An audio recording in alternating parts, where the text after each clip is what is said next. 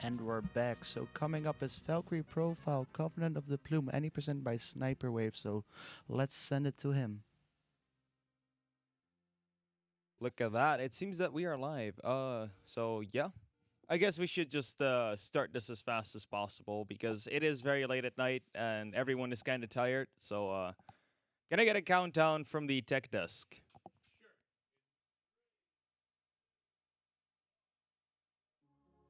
So this is Valkyrie Profile, Covenant of the Plume. It is actually one of the last DS releases. It is developed by both Tri-Ace and Square Enix. You'll hear a few things that are that their companies are known for, like the ever so infamous Tri-Ace combat resetting music and the ever so popular tactic games from the Square Enix franchise. So if there was a way to explain this game, this is kind of a mix between real-time combat and a average Fire Emblem game, but it has a very unique combat system in that the characters all have one button assigned, a certain amount of range, and a certain amount of attacks that is dependent on their weapon. So yeah, this is just a tutorial fight. This fight has only one small thing that can happen to you, that can happen on the wolf. It is a very small chance to stun you and waste one engage, which is just about 15 seconds. For the rest, the prologue should just be very safe and just smooth sailing. So we'll see if Marathon Luck is alive or not. So about the story of this game, we have this character Wilfred. He lost his father to combat, which has been taken by the Valkyrie, his soul that is. And now he kind of wants revenge on the Valkyrie. So with this man Ansel, which is one of his childhood friends, he's been setting out. He's becoming a mercenary to cover the costs of the family and the hunger now that his father has been diseased. We'll get more to the story later. So the combat in this game is very unique. As I said, one of the most notable things about this combat, however, is that you get the chain attacks in real time. So what happens in combat is that you take your turn, you press all your buttons, things happen, and then the enemy takes their turn. But however, we usually just won't see the enemy having a turn for multiple reasons.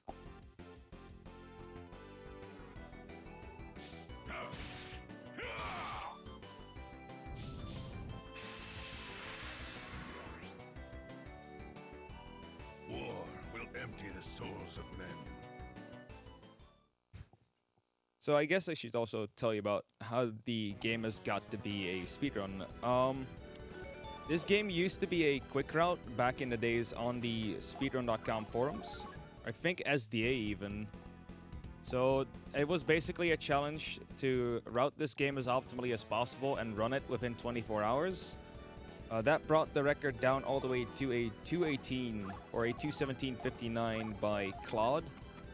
This has recently been beaten by Dragondark after a reroute of his own. That was a 159. And eventually, the reroute made by Huang and I was done. And currently, I hold the world record at a 154.53, I think. So you might think, why is this estimate 20 minutes over? So this game doesn't have confirmation prompts on most of the moves, and messing up can mess up the entire fight for me, meaning that I have to soft reset and waste about up to 7 minutes depending on the fight.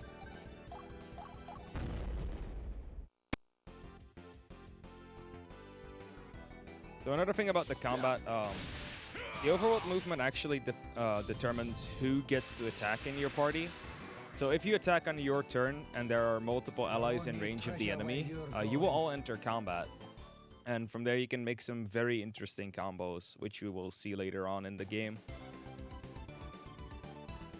But yeah, that was the first fight. It is fairly straightforward. There's no real tech to it, aside from us not using the quote-unquote main characters of the game, just because they are very low leveled at this point. So after the fight, story-wise, Wilfred gets hit up by a demon. He actually kind of dies. But his zeal and rage against the Valkyrie makes him great for a Covenant, more so an agent for Niflheim, which is basically the Norse version of Hell. And from there, the story begins. So right now, Wilfred lives. We do one slight thing in the menuing, which is allocate the order of the attacks. Wilfred's second attack knocks up and doesn't do all that much damage, so we try to prevent it from happening as much in the run as possible. So this is the second tutorial level. You only have Wilfred and Ansel in this fight, and this explains you a little bit about how sieging works. So sieging works in a different way than normal combats. They give you a boost on the meter in the bottom left, and it gives you a few other benefits. So higher increased chance of item dropping to getting more attacks from gems. But that mechanic we'll explain in the next combat.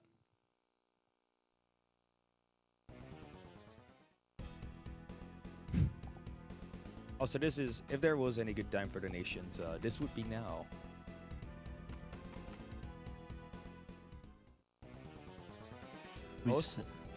We sadly don't have any donations at the moment, but I can tell you who we are and why we're here. We are the Benelux Speedrunner organization, streaming live to you from Blaal, the Netherlands, and we are here to raise money for the Dutch Cancer Foundation. Every donation you make, 95% of that will directly go to the Dutch Cancer Foundation. Thank you for letting everyone know. So what just happened, I got some extra attacks. So attacking an enemy from behind stuns them. If an enemy is stunned, the first attack afterwards has a 100% chance to drop a red gem. The second has a 50% chance. The third has a 25% chance. And all other consequent attacks have a 10% chance of dropping a red gem. These gems give your character an extra attack for this combat only. And, well, more attacks is more damage, so we tend to use it a lot throughout the run.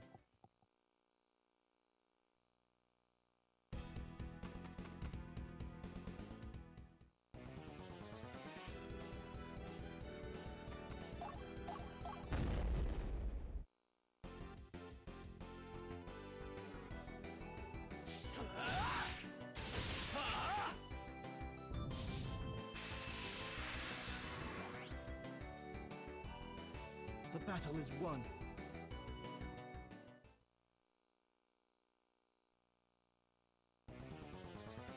So yeah, there's just a bunch of text prompts here as well. It is a tutorial. There's really not much to tell here. So if you have anything else to say, then feel free to.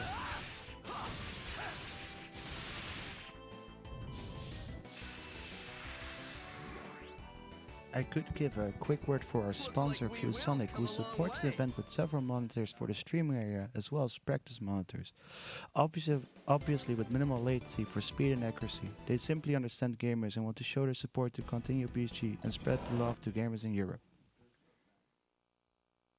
So this is the first fight of the prologue. Basically, this garrison full of mercenaries is in problem, and Wilfred has been tasked to use his plume, which has now become the Destiny Plume. And this is the main mechanic of this game. These are kind of your get out of jail free cards. So using a plume makes it so that the character that has been chosen by the plume will have a 10 times stat boost on every single stat, including HP. And on the other hand, it will be sacrificed at the end of the combat, meaning you will not be able to use it again throughout the rest of your playthrough. And as you can see, Ansel is basically wrecking house on these demons.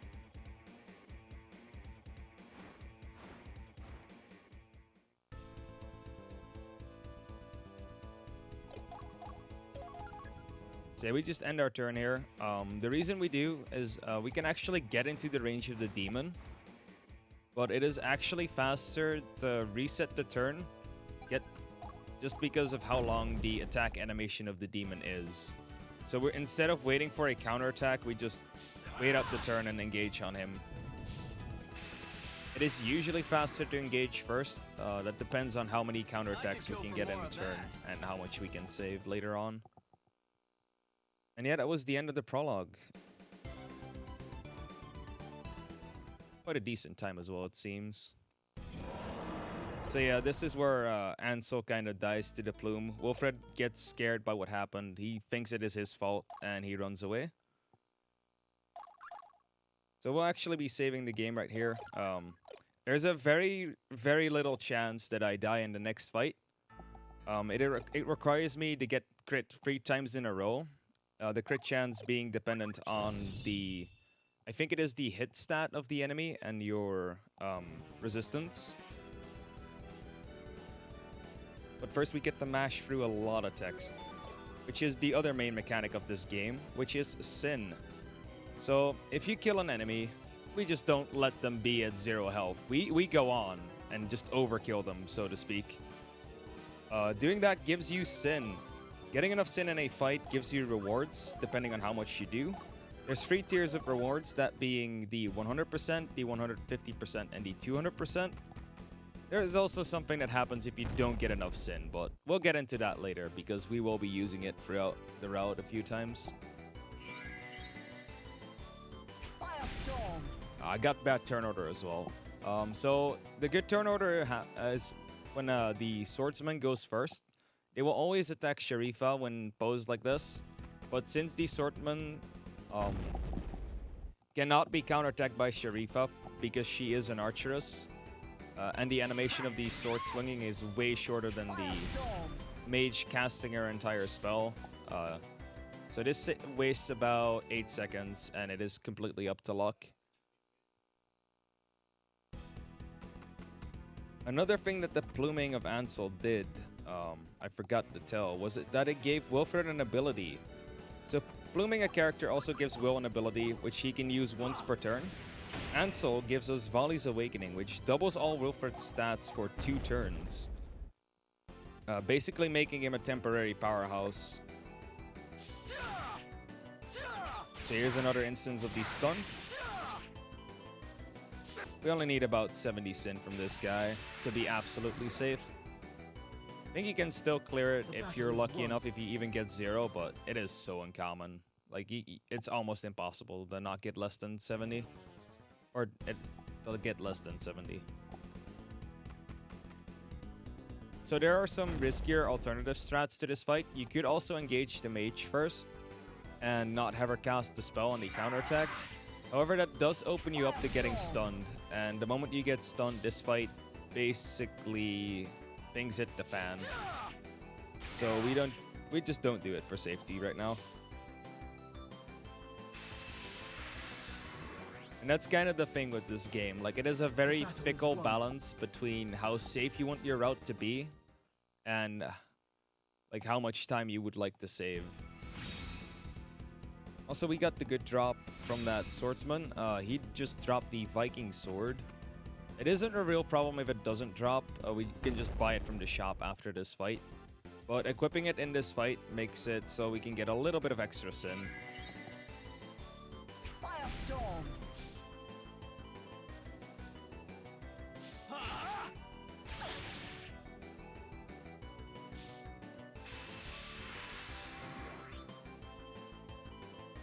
The battle is won.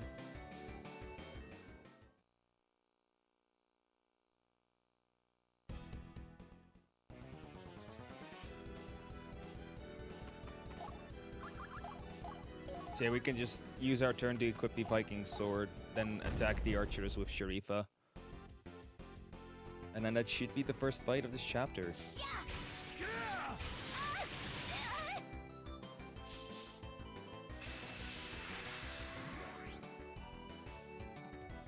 Not bad if I do say so myself. So yeah, there is an option to turn off the voices. However, what that does is that all the monsters which do not have voice lines will actually have a longer animation on death. And in this category specifically, it actually wastes time to turn off the voices. So at least you can enjoy the pretty decent voice acting done for this game. There are a lot of like big voice actors involved. For example, Yugo, which we saw in the prologue, also does a voice in the dubbed version of Dragon Ball Z, I believe. So yeah, this is 1-2. This is the only fight in this entire game that is not completely consistent, and there is no guarantee of us getting enough sin. It is very unlikely. There's a lot of backups. This route is also like split depending on what happens on the first enemy, so we'll just have to see what we get and just go from there.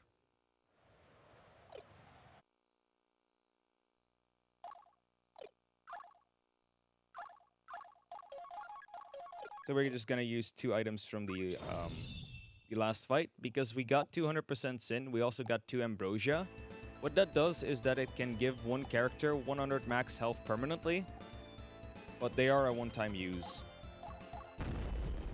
This fight actually has a very small chance of Wilfred dying, so that's why we use it on him.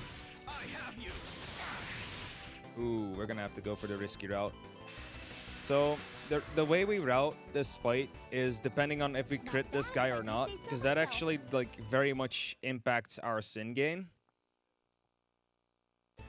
And we need 150% sin for this fight, which is 195 sin.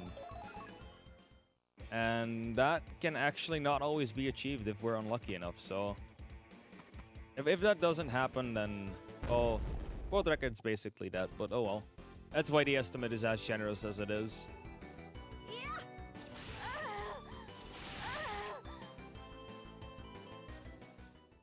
There is 4 more things that need to go wrong before that happens, though, so I think like we should be fine. Famous last words.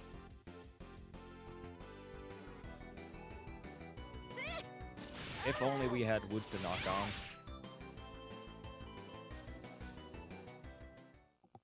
So yeah, skip counterattacking by pressing start.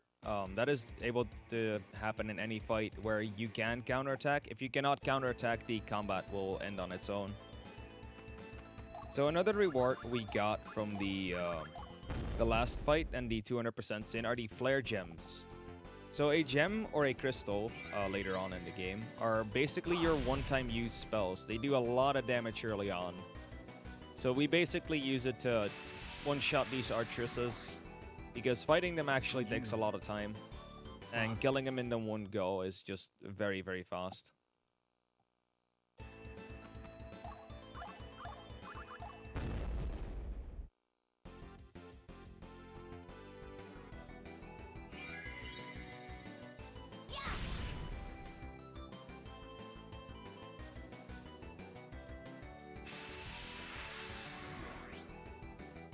What did you expect? So yeah, story-wise, Wilfred, while running away, ran into Sharifa. She was being tracked by a bunch of assassins. So from there, we just fought the assassins off. We're temporarily traveling together because she is trying to run. And now we are fighting the trackers, including Loxwell, who is apparently the leader of their party. So this warrior is the second part that can go wrong. He can actually give you somewhere between 0 and 100 sin, depending on how many gems you get.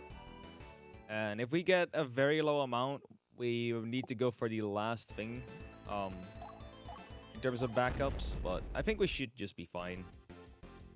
We get about 30 sin, that's usually enough to just go on.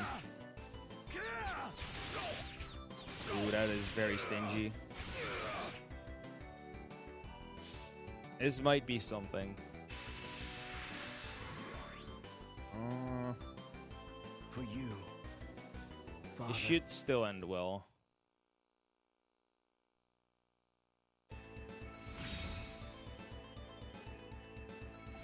This is going to be very close, though.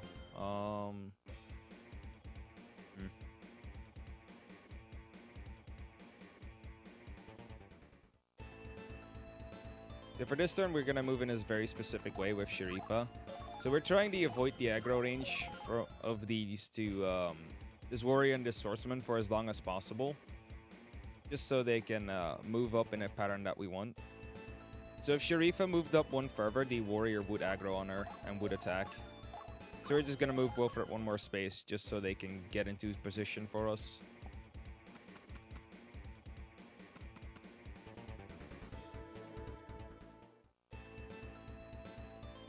See, with those being in this specific position, we can actually use Volley's Awakening. Which, again, just doubles Wilfred's stats. It's safer here.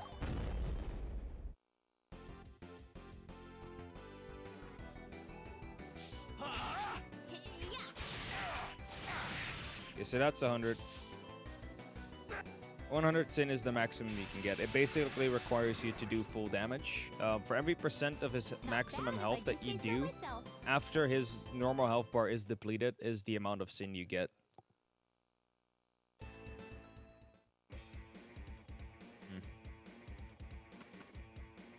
So we need 50.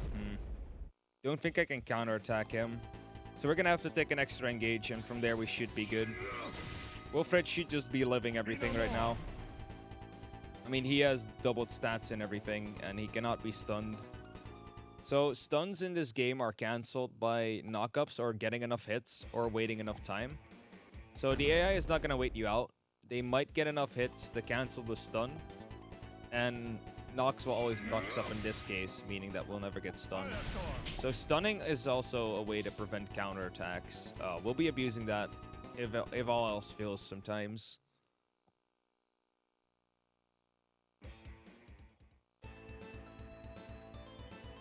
Like, usually we would just attack Loxwell with Wilfred here, but since we need to kill this warrior with both of them just to get optimal rewards. Yeah, this should be 50. I think we should be fine in Sin now, which is very good. This fight can go anywhere. I've seen this fight like wreck me completely, and I've seen this fight just give me 200% Sin out of nowhere. Like, it's basically a toss-up. But it looks like we are at 195, meaning that we can continue this entire playthrough in one go. Which is very nice, because this is basically the biggest obstacle in this entire run.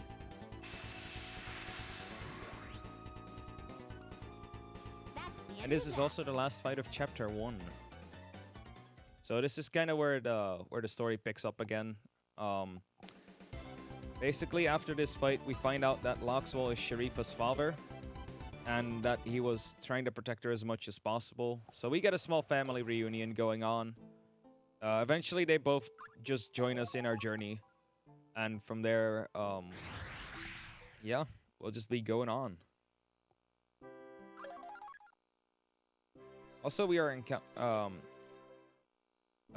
helped by a maid named Aleph. She is actually sent from Niflheim in order to guide us on our journey of redemption.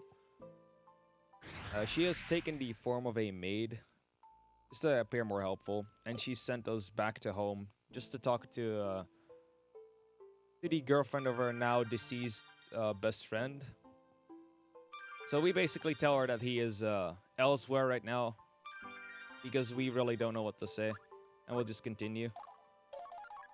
So these three paths all lead you to a different story and a few different fights. We take the top path. It is the safest path. It is also the fastest path, and it gives us access to, well, two of the most useful characters throughout this speedrun. There's really no other characters to go for. It just saves a ton of time. It also puts us directly into the next fight. So for that, we'll be using this exact deployment. And we shall swap Wilfred's attacks.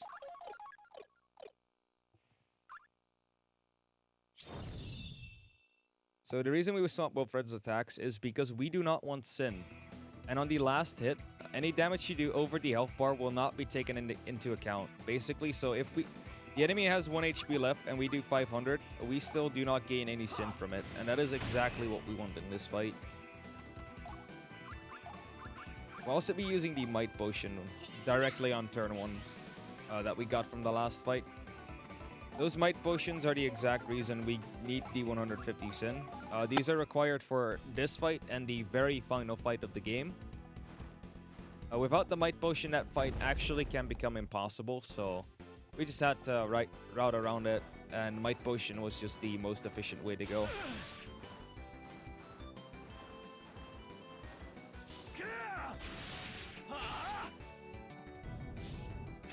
So yeah, this is one of the cases where having voices on would be slower. For you, The Father. these enemies do not have voices. None of the monsters in this game do. So they'll play a default animation without any other sound. And putting the voices off for some reason really bugs out the game. Like, it kind of acts like there would be a voice, but there isn't. And for some reason that makes the animation take like a few seconds longer for every time that happens.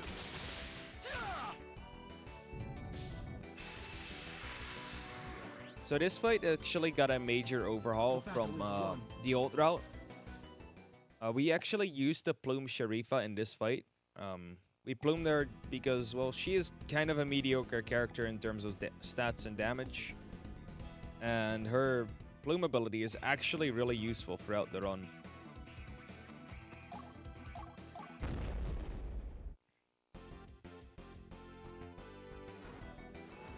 So this is also one of the two more prominent types of missions. You have the kill the leader missions, which, as it would think, actually requires you to kill the leader.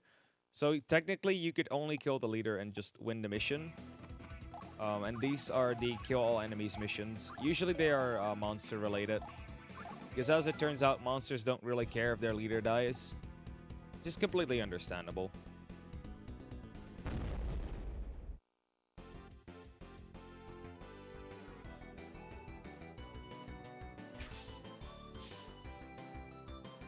I've been getting lucky on these evades.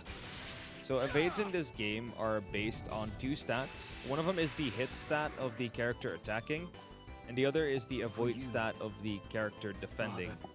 I don't know how the percentages work exactly, but it seems to be pretty low no matter what you do, unless the stat difference is insane. Which is why whenever something is or someone is plumed, you will always see them evade an attack.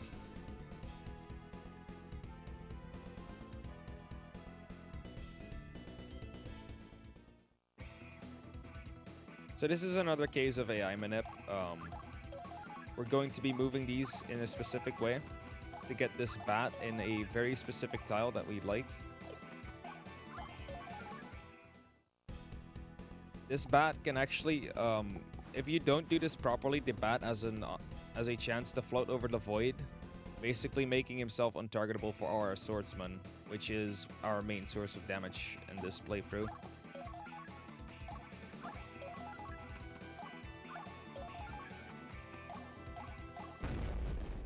And this combat shows you the other way to stun an enemy, if I can pull it off correctly. So, knocking up an enemy and then knocking them down with certain attacks also guarantees a stun. The stun, again, gives us the extra attack we need to exactly kill this enemy. Even if we get the minimum amount, which we did, it's still an exact kill. And knocking up all enemies, or attacking mid-air enemies, also gives you a chance to drop a blue gem. These increase the experience you gain by 5% for each one that drops.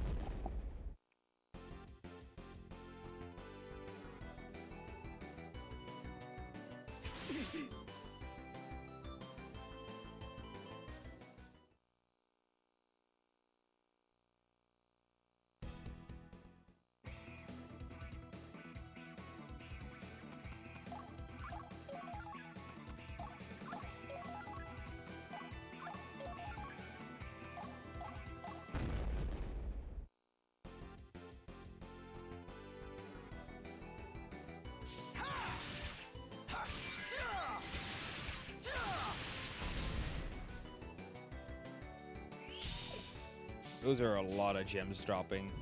That is quite insane to see a character with 5 attacks left. Always the reek of blood. So what you saw pop up there is the Soul Crush menu. You get this menu to pop up whenever your combo gauge and the soul gauge in the bottom left corner reaches 100. So when it reaches 100, a character can use a Soul Crush once per combat, basically unleashing their most powerful attack. They deal a lot of damage, and they give you a good amount of gauge back. So basically that means you can chain them very, very often.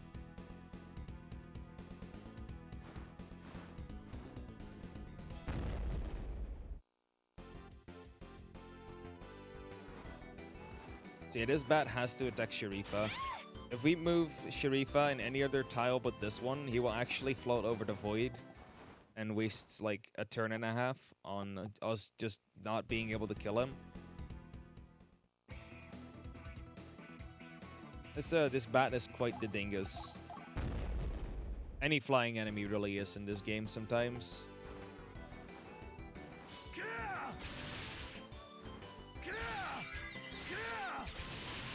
Firestorm.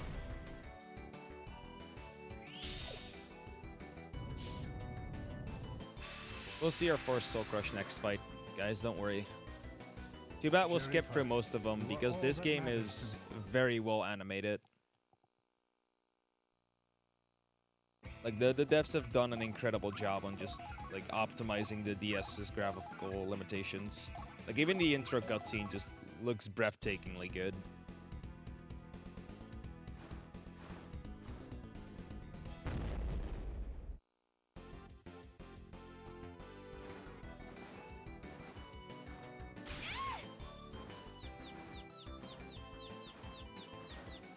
Thank the Lord, man. This luck has actually been like fairly good so far. This ALO can actually crit and kill Sharifa, basically making us waste a Union Plume. It is just a 10-second time loss, but every little thing is welcome.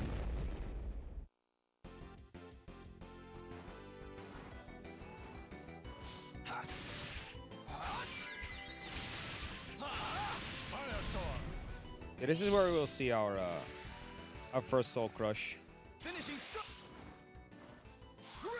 And as you can see, he went from half to basically dead. How does it? So the way you get a Soul Crush to be available on a character is depends on your weapon. If your weapon allows for the SP stat to pop up in the character screen, you will be able to use yours. Mages do not have their own character-specific Soul Crush, but they do have Grant Magic. This is dependent on the spell you use, and they all have a certain element.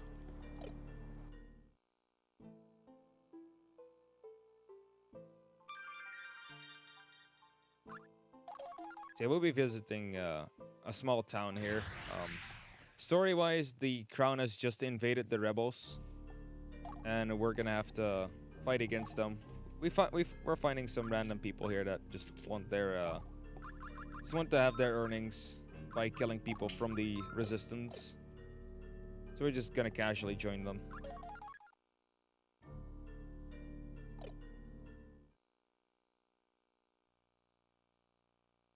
Oh, this should be the same.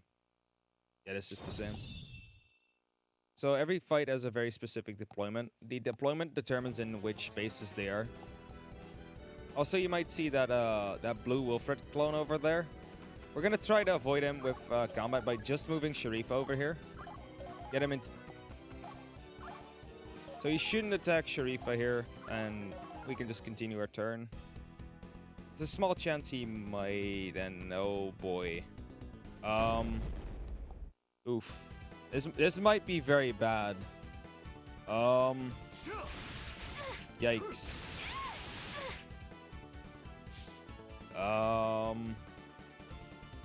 Oh boy. This is not okay. Marathon luck, everyone. Oof, what do I do? I think I still have a Union Plume to use. I should be fine. Did I? Yeah, because I got one on 1-1. Should be fine.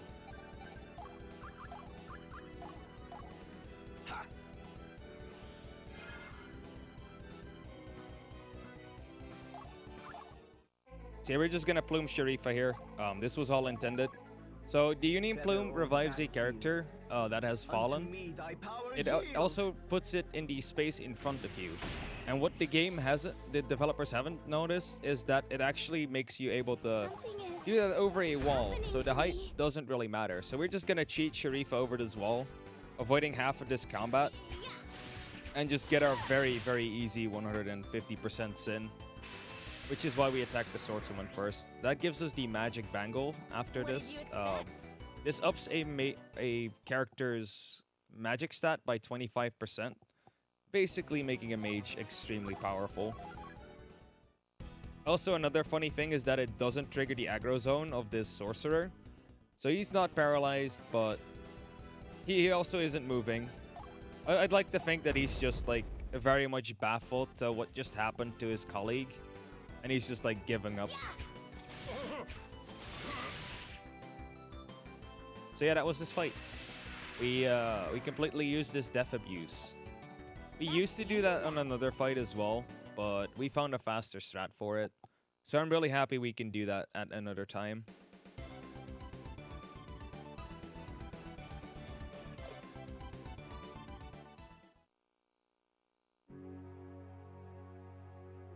So yeah, Sharifa dies after combat. Loxwell is basically griefing, but he's fine. He'll manage for like most of this run.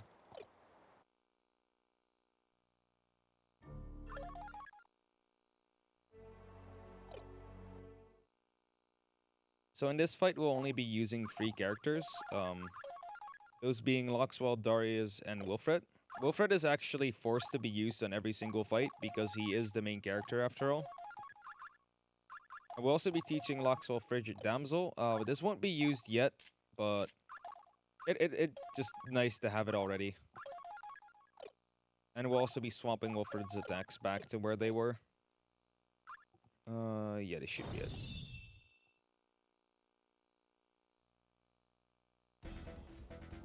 So this fight is one of the Kill the Leader missions. It is also a character that you can actually play if you take a different path. But since this path is fastest, well, that speaks for itself. Is there time for a donation? There is. We got 20 euros from Mitchie saying, here to promise 50 for the 3 ice treasures and a little extra because I didn't actually finish the run. I hope you all enjoyed it nonetheless. I sure did. Been a blast hanging out with the ESA chat and the guys here at the venue. Let's smooth out the hiccups we've had, kick the stomach flu's butt, and onward to another annual. Donation goes to Sniper Wave's choice. Ooh, what is the first incentive coming up from now? Let me check real quick. That is...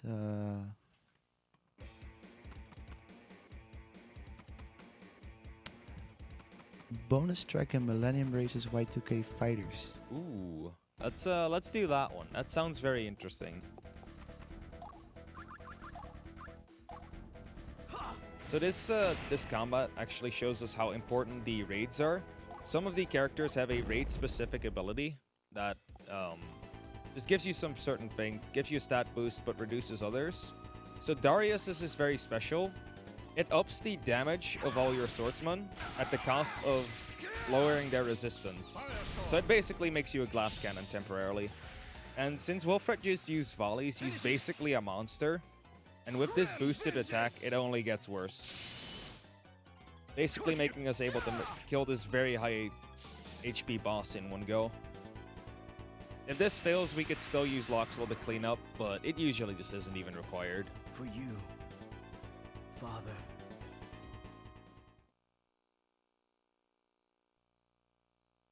And yeah, that was chapter 2.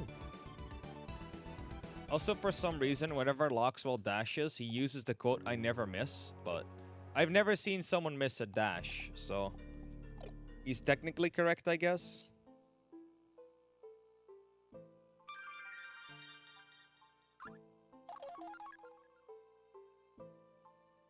So we're going back to Torque, which is Wilfred's hometown. We're actually gonna visit our home, only to realize that Wilfred's little sister has also passed away from an illness because her mother couldn't provide for her anymore. So Wilfred only gets a little bit, he only gets more furious throughout the route. And that actually is determined by the path you take. And this game has 3 paths. The path you take is dependent on how many times you plume a character. If you plume 0 characters throughout your playthrough, you get to go to the 8th path, which is a very, very hard path on its own, and the final boss is just insanely difficult, especially on your first playthrough. And then the B path is taken on using as 1 plume, but I mean, plumes are pretty fast, right? Ooh, I forgot some shopping. Nice. So if we plume a lot, it's basically a get out of jail free, but it is also a very fast fight whenever we plume. So We're just going on the C path. It's basically the worst ending we could get, but it's the fastest ending, so it's all good, right? That's what speedrunning is for.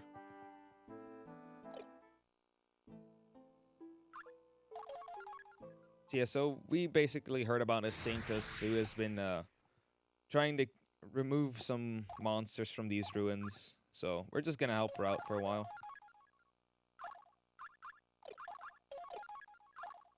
We're also gonna use the few codexes we just bought on Loxwell. So codex are mages are mage exclusive. Wait, I'm blanking. Yeah, they're mage exclusive abilities. They all have their own effects. Some are attacking moves as well and can be set in the combat. They can also use their spell as a field spell whenever they like, as long as they know the ability. We'll actually be using that a little later on. But most of them are just utility, like just reinforces, which basically increases the stat by 50%. And, well, giving more damage to anyone never really hurt, did it? Oof, this is bad though. Okay, so I did forget some menuing.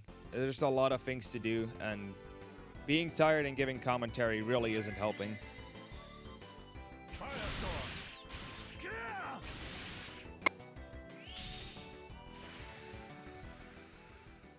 This fight should be fine though. We should still be able to get the maximum amount of sin no matter what. How does it? It's amazingly relevant for the next fight, because in the next fight we need a very specific amount of sin. And for that, we need different equipment on a few characters. Father. And we need them to be able to dash. Darius being one of them.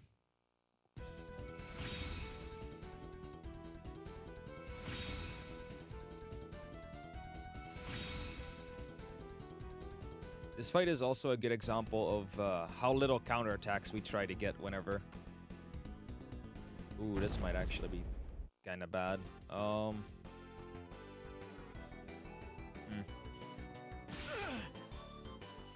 I should still be fine. So usually we try to get this beetle to aggro Darius, just so he's a space higher up.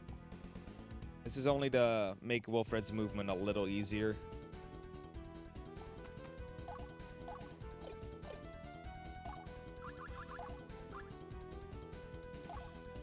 Okay, this should work. So we're gonna volleys here. We're gonna get Loxwell into range of this beetle. And then spell reinforcing himself. Spell reinforce. Darius should be fine as is. We don't even... Oh, Rosie has to move down as well. That's a thing. So, this... the reason why we stun the enemy as well, it's actually very minor. But the spell that Rosia has by default is actually a knockdown attack. Meaning that we can chain it with the Firestorm from Loxwell. And that actually gives us a knockdown combo and allows us to just get a stun and just murder him with Wilfred.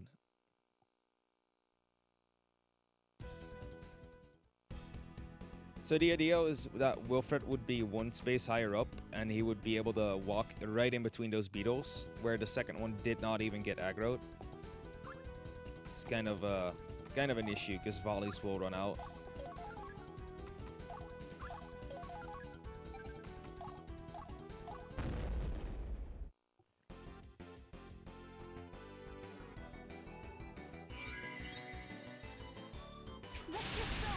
So yeah, and just like any other RPG, there is recolors of enemies because why not? They're usually stronger. This game is no different. I'm actually gonna try and get the full 100 off of this guy just to be safe with Sin. Nice crit.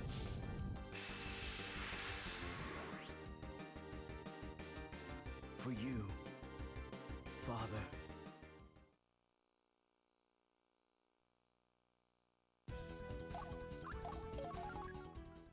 So yeah, I feel like this beetle might actually go in range of Wilfred. I'm not sure what he does.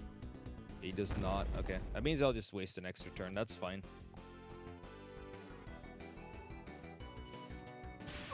So that just shows you how like execution heavy the game is. Like if you forget a single thing, it can just roll out of control and just waste like multiple minutes out of nowhere.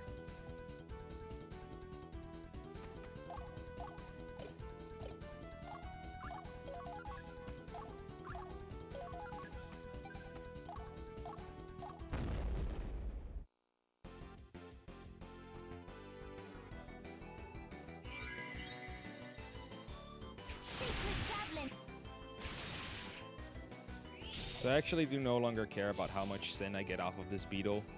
The only thing that really matters in this fight, not combat, is that we get 200%. For you. This gives us a very much needed item for the next fight in order to get enough sin. And that fight actually does unlock something very, very good for us.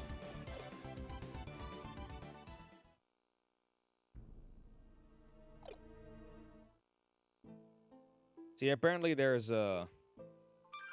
someone at the castle that is waiting for us, so we'll just pay them a visit and probably just murder them on the way, because that's what this game has been about so far.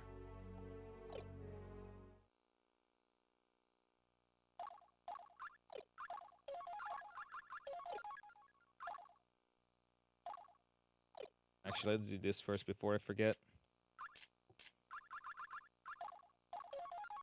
So yeah, Darius and Gwendol are supposed to have dashing for this fight. It is a very forgettable thing to just forget like setting one attack or forgetting an item, and that can just completely like screw up your run.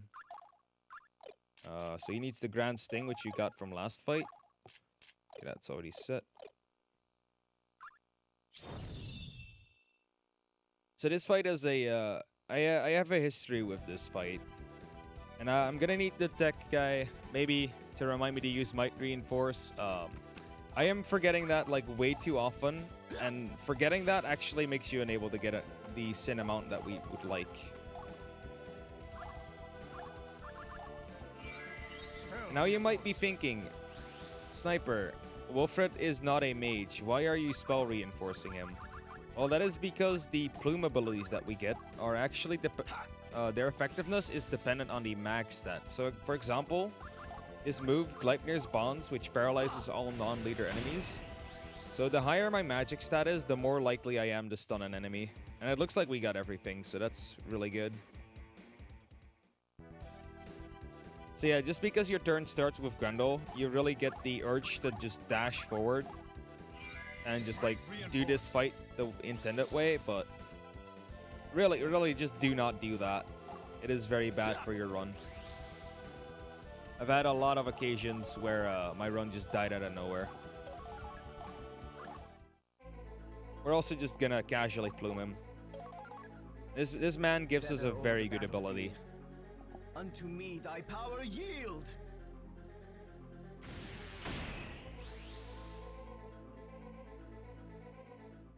What's happening to me? I love this. I love it when it audio glitches. I don't know why it happens, but somehow when the music like transitions from one to another, the voice audio is actually like bugs out for a small second, and it causes one of those stutters. So yeah, with him Plume that Might Reinforce, we should be able to get like more than 75% of our health after it goes to 0. And that gives us the 150% reward, which is the Art of Transposition. We'll be needing that in a fight later on. So yeah, that was Lise. Very, very hard boss. You press Y twice, you're done. Could do with a swig after that.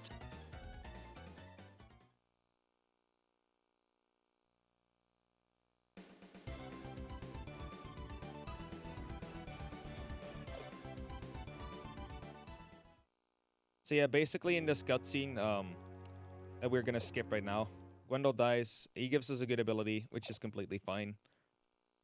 And we get to slowly anger the gods, basically letting them know of our presence. If you plume too many characters, they will actually like come down, give you an almost unwinnable combat, and just give you a bad ending. And even if you somehow manage to beat that combat, the scene will still play for some reason, and you will still like get your own game over, which is the something that we know as the bad ending. This should be fine. So now with in the other cutscene, you might be noticing, why is Lisa in our party? Well, in that cutscene, Rosia tries to save Lise somehow. We don't know why. And Lise just completely backstabs and kills her. It's pretty neat, honestly. So what Gwendol gave us on his Plume ability is Veyer's Warcry.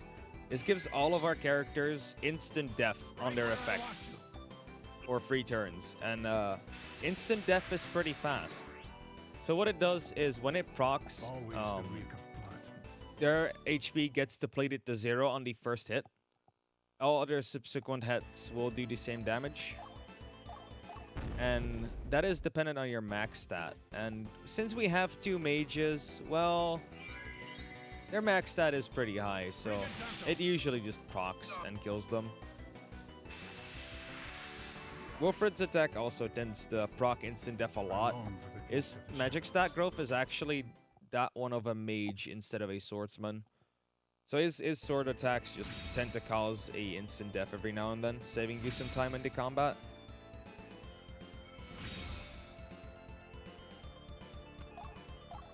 Also, if the chat has any questions, hosts, feel free to relay them to me. Or if you have any donations or anything to speak of, you can go right ahead.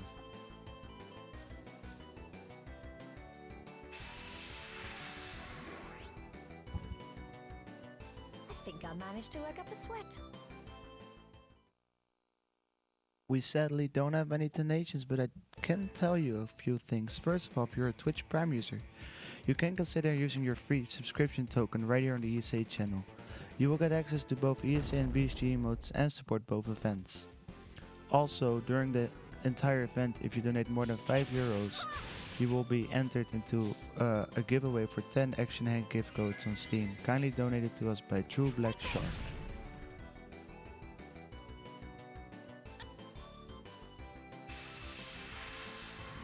So yeah, instant death is still fast. Think I managed to So work the up a reason we sweat. walk up one spot with Lise there, for some reason the swordsman, the swordswoman, even though she can attack Lise from the side, she always walks up in front of her, making her unable to stun the character. It's just a consistency thing, but they add up really fast. His route can actually be pushed to a very low time, I feel. I feel like a sub 150 would be very much possible. And everything above, below that would require a lot of like risky strats. Which is kind of the point where I want to be at some point. But really not, because of all the risks the route takes and the amount of runs you can actually finish. Also, for some reason, that archer attacks Loxwell in his range instead of outranging him because he is an archer. I don't know why. The AI in this game tends to be very funny sometimes.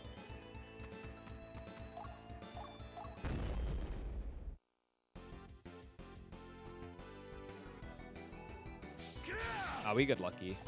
Heck yeah. So yeah, Wilfred's stat as a mage is pretty neat.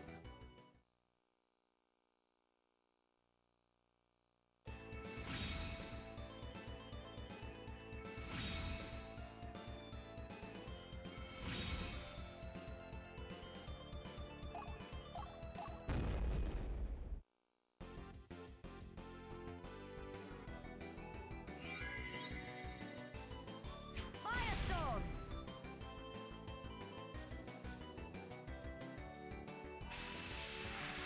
And yeah, that should be this entire fight, which is the last fight of chapter Think I 3. managed to work up a sweat. In chapter 4, the next fight, we will actually not get a Realm Stalker. The first fight of every chapter is always Realm Stalker free, so we don't have to care about Sin on the final fight of every chapter. Which is very comfortable. Probably has saved a lot of routing issues for us.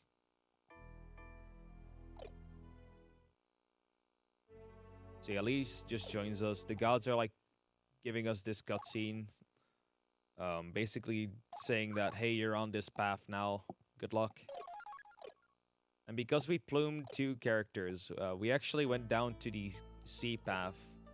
This does a few things. Mainly it changes Wilfred's quotes post-combat.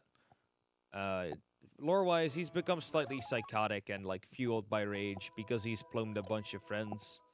And he's just become a complete sociopath. But as much of a sociopath as he is, he still encounters 2 characters, which are August and Reinhild. They're an old couple. They just lost one of their children to combat. They have also been taken by the Valkyrie, and they would also love to take their revenge. So the reason I'm saving here, there's a lot of shopping to do. There's a lot of menuing to do. And right after that menuing, we actually get into one of the most random combats in the game. There's a lot of things that can go wrong. And if you're planning to pick up this game, you're going to have to really learn this fight the most. There's a lot that can go wrong out of nowhere. That's what I need.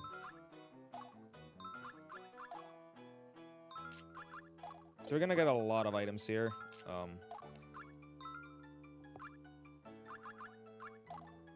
And I need one more Sacred Javelin. That should be it.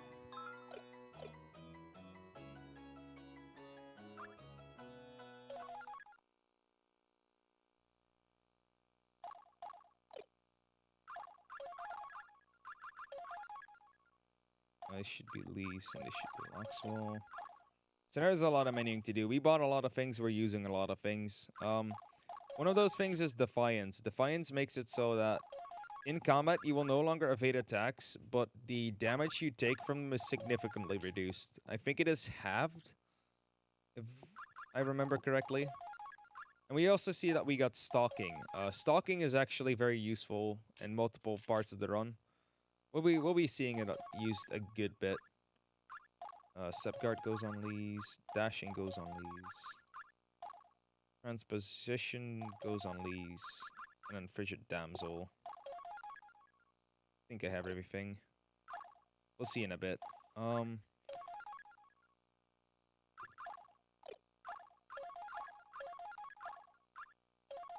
So we're also going to be using silence checks. Basically, those checks are 1 status prevention. They basically make us immune to a certain status, and those are really, really, really needed in this run.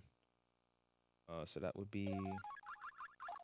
So silencing is a very bad status ailment that we can randomly get from one of the enemies here.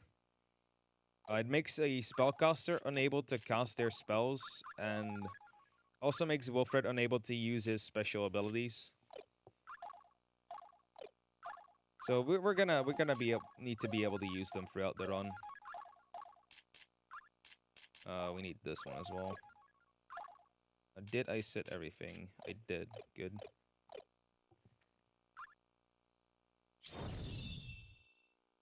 And now let's see if this one goes well first try. I would really love if that happened. This fight can take a very long time. This fight, I think, still takes about 12 minutes, making it the longest fight in the game by quite the margin. Take this! And of course we're going to employ risky strats, because risky strats are fast. I'm going to do it once just to see if all goes well. So the first thing that can go wrong, and I'm probably going to jinx it, is that Loxwell with his Sacred Javelin can stun this guy, which luckily didn't happen. So the reason we used it as a field spell is because we can target this wall and then hit the enemy. And we're actually also going to have Wilfred use instant death, and we're going to have some fun counter fights. And while that happens, if the host has anything to say, feel free. First of all, I should remind you to use the spell Reinforce. So I hope you haven't forgotten that yet. I hadn't forgotten. Also, I want to thank ESA for supporting the event and for allowing us to stream on their channel for the first time. They provide us with additional equipment as well as experience and knowledge. So thank you very much, ESA. You can also get a quick shout out on this monitor right in front of me. Like, it is actually baffling how little the input delay is. Like, these ViewSonic monitors, like, they're actually really good.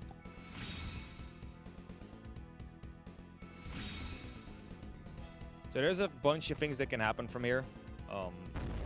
Lease can still very much die. We hope that we do not get sight stunned. And it looks like we got lucky. So if she gets sight stunned, she can no longer counterattack and no longer kill the swordsman. If that happens and the brigand attacks her, there's a good chance that she dies. But if she kills this this swordsman, she will always level up and heal the full. So it's kind of a risk we take, but it actually saves about 1.5 turns and about a minute. So it's always worth going for it. And if it doesn't work, then oh well. Ooh, that's kind of meh. Yeah, at least he targeted a mage, but most of the enemies can randomly sap power you. It reduces your attack stat by, I think, 20%. Wow. Really? So they've targeted both the mages, which is pretty good, but their movement is kind of off. Apparently also somehow they can guard reinforce. Ugh. And this is where it kind of gets scary. Oh, it's the best course of action here. Okay, that won't reach.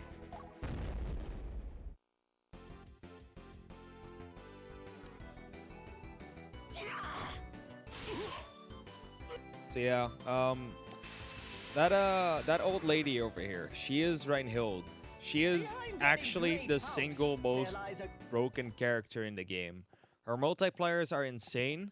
She's an archer with the attack stat growth of a warrior, which have the highest attack stat growth in the game. I never miss. And she is wielding a ballista. Like, come on. Like, how does it get any better than an old lady wielding a ballista? Like, it is actually, like, incredibly powerful.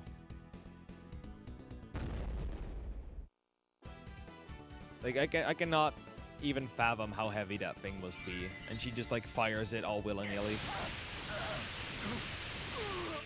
Her final attack, or Soul Crush, is also, like, very, very decent.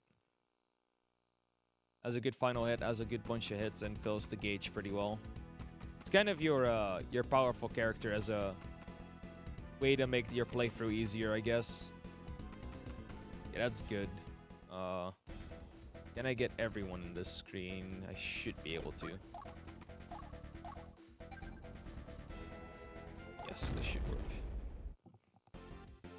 There's a lot of things that can happen in this fight. You have to think actively a lot. Oh, didn't get it? I always try to attack them with Reinhild first, just so we don't have to go through the casting animation. Saves a little time, but if it doesn't work, oh well. Was it good for you?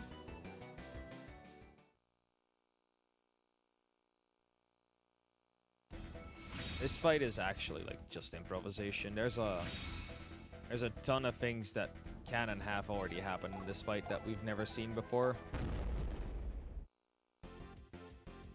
The worst part is that can happen though is that the first enemy you hit with Sacred Javelin gets stunned. That means he cannot do overworld movement, and we have to hit him to aggro him from there.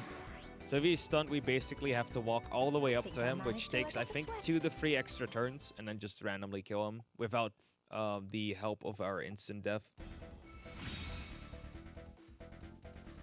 Speaking of instant death, though, this guy is in range of Reinhild, so we're gonna have to hope to just hit the instant death roll. It's a pretty good roll. I think it's like 80% or something, and we get 2 attacks. Yeah, there we go.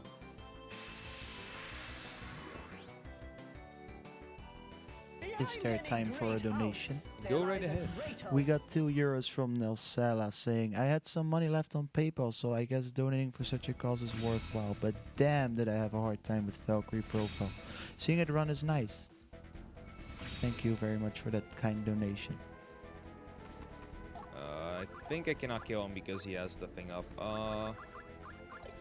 Yeah, I'm just gonna have to take a few hits here. That's fine.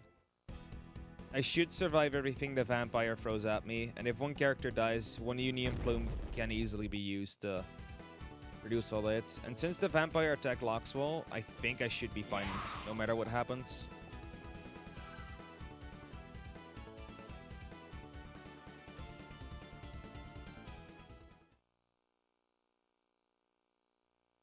That guard reinforced on the vampire is actually the worst enemy to get guard reinforced.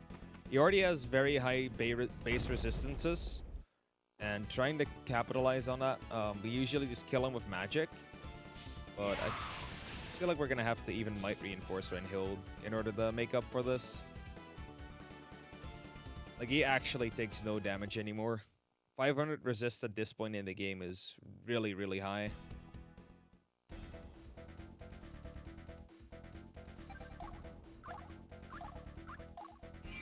Might reinforce.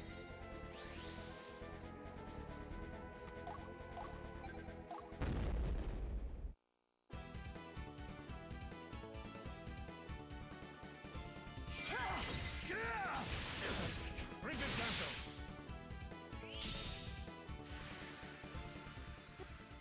Awaken. Tidal wave. So I'm actually going to try and increase the combo meter as much as possible between these Soul Crushes.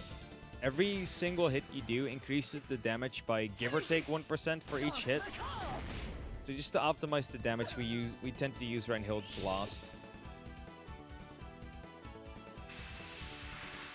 That Vampire taking 2 Soul Crushes is also quite heavy already. You can get it in 1, but it requires you to get a stun setup, which we could not from this position.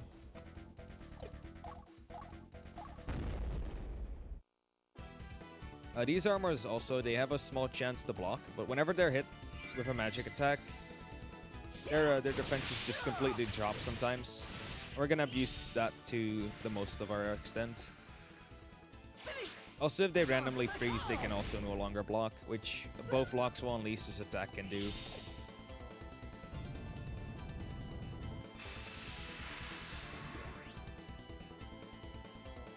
Behind any great house, there lies a Also, funnily enough, even though Reinhild are a couple and is a married woman, married to August, which we also have in our party, their voice actors are also a married couple. August's voice actor has been a voice actor before, and especially for this game, he asked his wife to join the voice acting as well, and she did. So we actually, I think it's like pretty cute that the married couple is also a married couple IRL. Just pretty wholesome overall.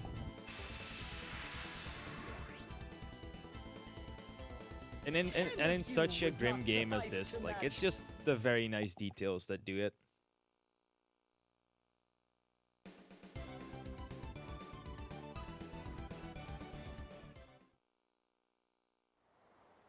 So we're gonna have to face ourselves another Realm Stalker here. With the new route, there's actually like no way the route around not getting a Realm Stalker in this fight. So kind of unfortunate as is, but it's fine. So it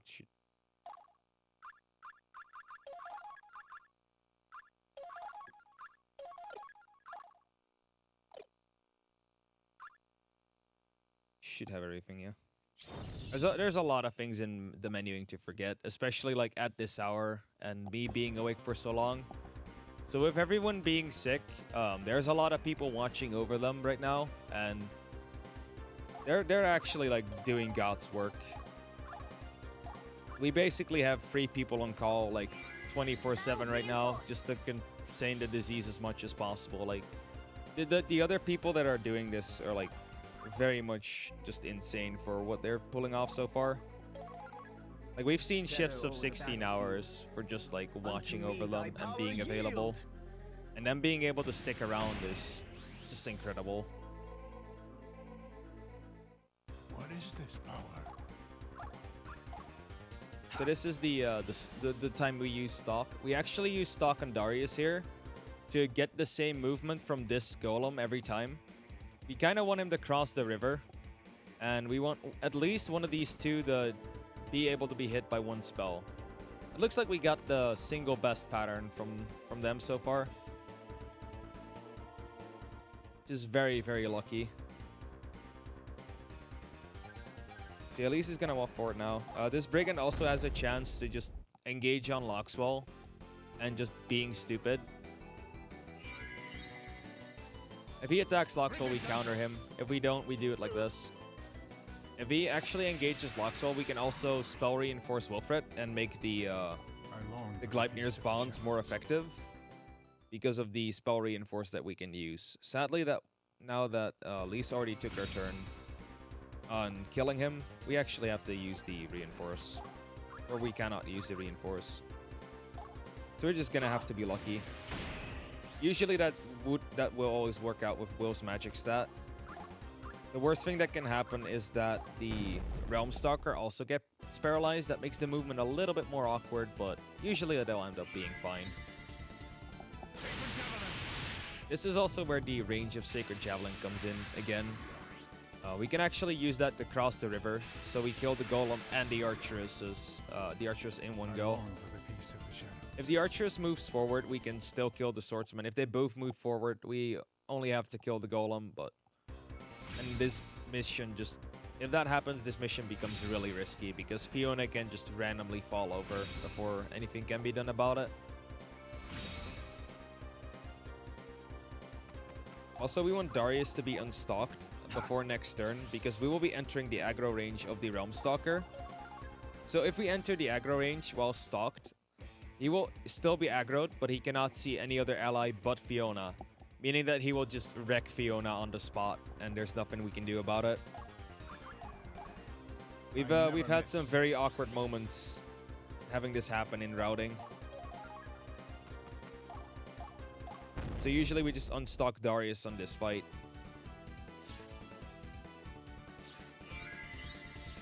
But since the Brigand walked up to Darius on turn 1, he actually unstocks on that one. Always the reek of blood.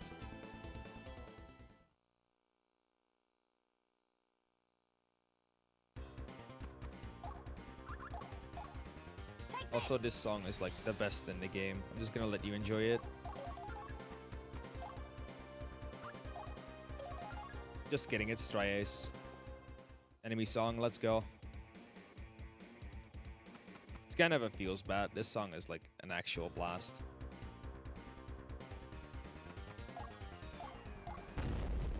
And this is what we like to call getting Tri-Aced, where they like reset the music every time that you re-enter it.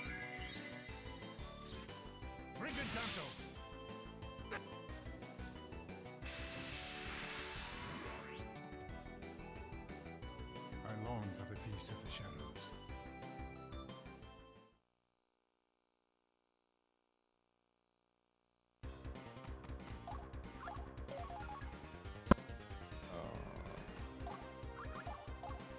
Take this!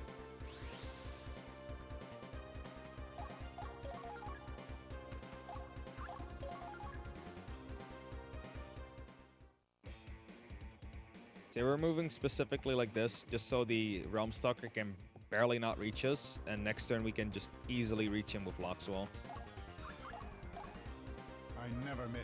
So right now we're gonna get Loxwell into range of both the Realm Stalker and the Brigand. Darius is gonna have to engage on the Realm Stalker. We should be easily able to kill him. I think it's still a range, but it's a very, very favorable one. Also, the damage of the spell is increased. I think it is increased because he is silenced. I'm not entirely sure. Like somehow, whenever he doesn't get, when he does get paralyzed, the damage seems to be a lot lower for some reason.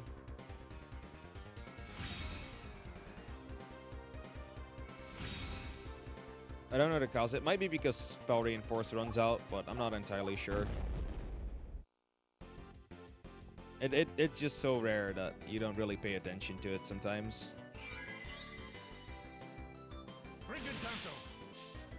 Oh, rip. Another thing with running this game is resisting the urge to mash. Like, you sometimes just really want to mash through it just to skip the voice line. And then you accidentally just press any button that just has a character with an attack on it, and you still just accidentally attack him. See, this combat could be over this turn, but it's actually slower if that would happen, because that would be 3 combats where the swordsman over there, he's gonna walk up to Fiona or walk back. Okay, that's the good pattern. So if he had the second best pattern at the very start, he would be slowly walking up towards Fiona. and he just try to attack her, and they'll kill each other in free combats. But having him run up this way makes us able to have Wilfred to have enough AP to use the instant death from Vayers. And from there, we just have Lee's kill him. It's actually slightly faster.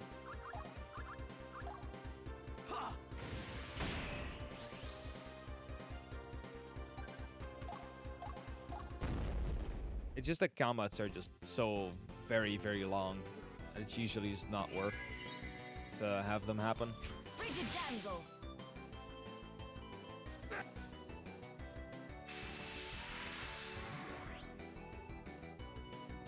And with this fight done, we actually end chapter 4. In the next chapter, we will not get any other new characters, but we do get to unlock the few changes we can do to like giving Reinhild dashing and everything. We also get a very special bow from getting 200% sin, but what that does, we'll see the next fight. It is a very broken mechanic in the game, and it's also why Reinhild gets even more busted than she already is. So yeah, this is kind of where, in the lore, the entire kingdoms just start a complete war. And the path decides who you are joining in their campaign. So since we are on the worst path, we get to join Langray in his claim for power. But not before we shop a little, because shopping is good.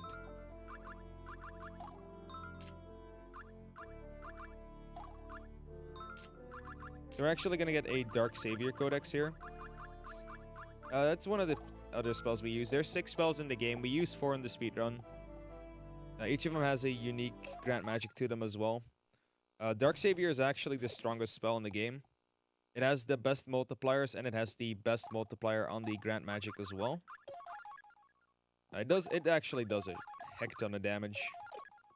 Not as much as Reinhild, but it's still like pretty insane. Oh, let me see. I need to use a lot right here.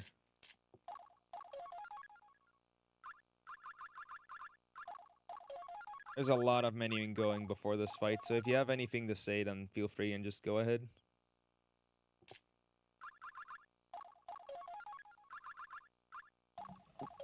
I actually have a question for you. What are you doing in these menus right now? I'm using these inventory. You actually get a few arts. Those give you a certain skill for your characters. And I change their equipment and attack orders every now and then. Think I should have everything? Oh no, I do not. I need Dark Savior on lease. So I'm basically setting up all the combat-related things that I should be doing.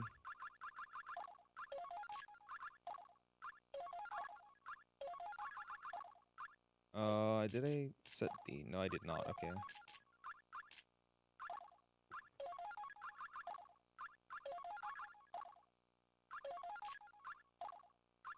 So this should be it, I think.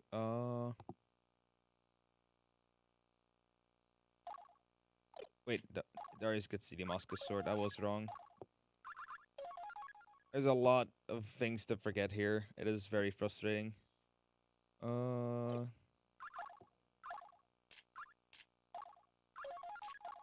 So we actually set counterattack on August as well. Why that is relevant, you'll see next fight.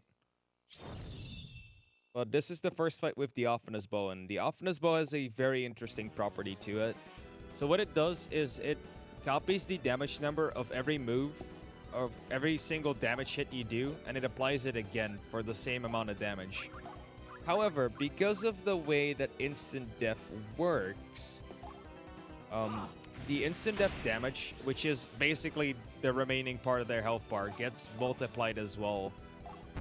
So that value gets copied, and you actually get 100 sin instantly because you fill the entire sin gauge in one go. And that makes it very, very easy to get enough sin on the next few fights. Was it good for you? And it's also why we are going to be spell reinforcing Reinhild a lot.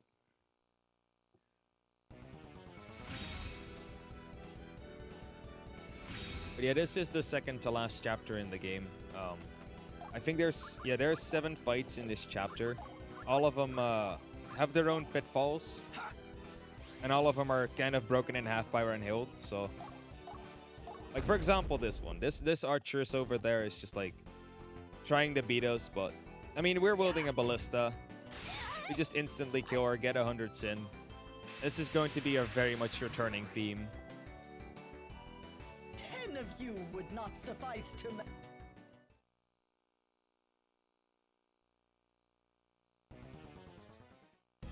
So in the old route, we already knew about this trick, but this was a very unoptimized fight. We actually cut off 2 turns from just this fight alone. Like, just this reroute has just been completely insane. Like, this man, I don't know if you're in chat, but Huang, if you're in chat, like, holy nut, man, you're doing so much work in this game. It is incredible. Like, this guy actually knows every single little thing about this game. And he's also been the major contributor of the reroute. Like, he's been sitting on tech for 3 years waiting for someone to pick the run back up. Like, that is dedication. For that, he deserves a big shout out.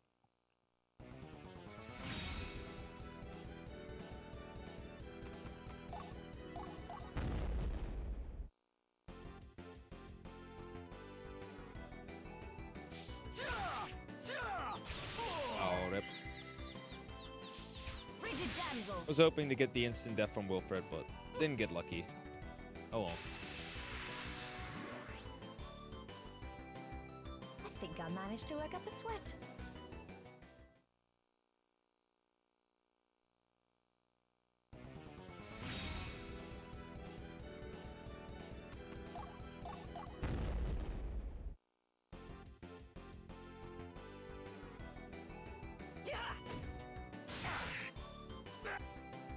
Like, I actually cannot believe how busted Reinhild is in this playthrough. Like, she has everything going for her, and then, like, for some reason, the instant death thing with the Ophinus bow just makes it even worse. It's just really ridiculous how strong she gets. So kids, never mess around with old ladies. They might just get their ballista. Just don't do it, okay? Always say yes to grandma's cookies.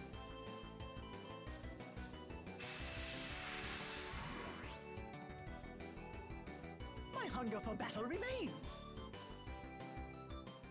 So yeah, we actually got 150%. We don't need to, but if we get it, it's nice because we get a few golden eggs, and golden eggs gives us a little stat boost on every single stat, but it is a random number between 1 and 10.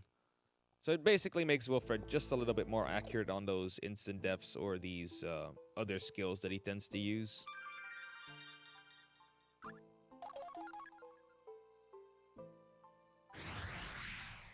So next up, we're gonna see why we put in counterattack. I think Cyver already knows what he has to say. I'm gonna recommend the chat to do the same. If you ever see August and you hear him say "stand and fight," please just put in all caps in chat. It is a thing we do in my chat as well. Just because of how good the line is, really. Like it is probably one of the best lines in this game. It's very, very Mortal Kombat-esque. Just because of how raw August's voice is.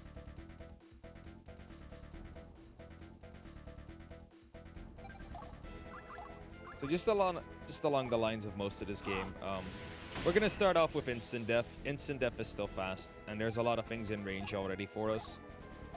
And we're actually gonna spell reinforce Reinhild just to make it more likely for her to hit the instant death. So she has both of these Lizard Lords in range from that exact spot, and we're actually able to reach both of them.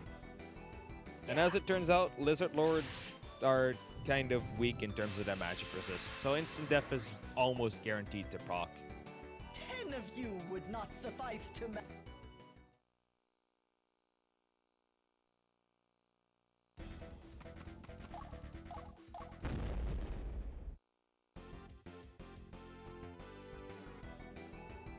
off with your head! I guess that's something I haven't even told yet. So, you just heard Reinhild use that line. Sometimes when characters use a line, it is an indication of a critical hit happening. Critical hits increase the damage ever so slightly. I think it's 50% or something. Somewhere between 25 and 50%. They can be kind of random. They can completely change the outcome of a fight, as you've seen in Fight 1-2.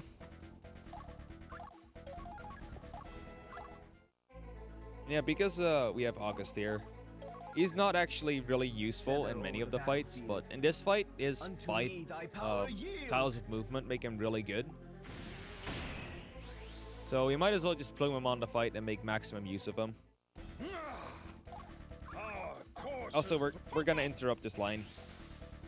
So using a voice line overwrites any other one that's currently playing, so... August's line being very long just gets completely skipped because Lise uses a dash.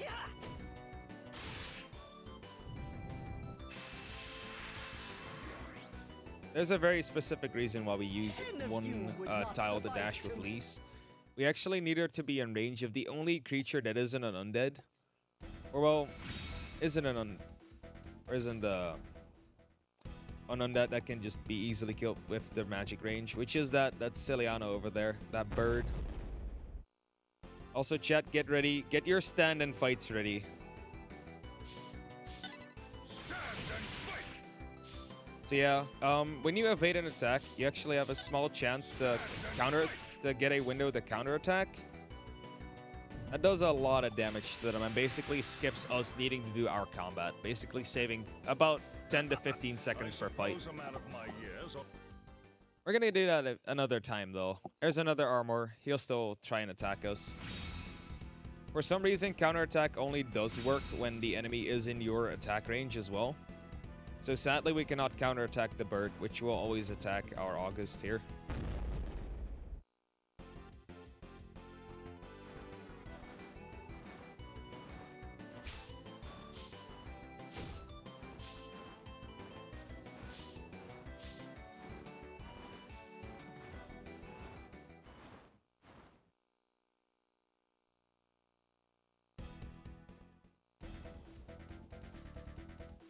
So we're gonna just move August over here to lure the armor in, and we're gonna use Lise to actually just straight up destroy this Ciliano with instant death. High magic stats are nice, and being a mage really helps. I don't think I've ever seen this range or this attack not proc instant death, just because of how insanely good the Eve Receptor is.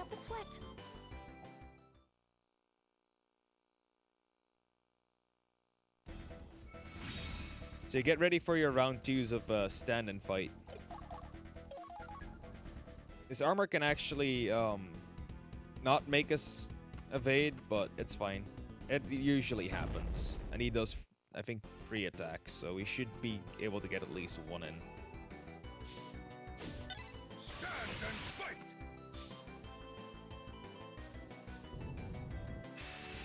Good thing this one killed in one go. The first one is actually a very unfavorable range to not kill him on the first hit.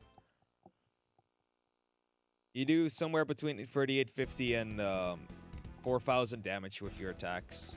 I think it's like a 10% chance to not get the range.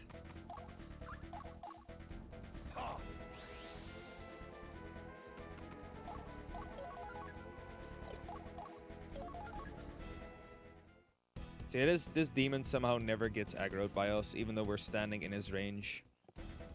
Which is completely fine, because he has very slow animations, and getting to kill him before he does that is very, very fast, so...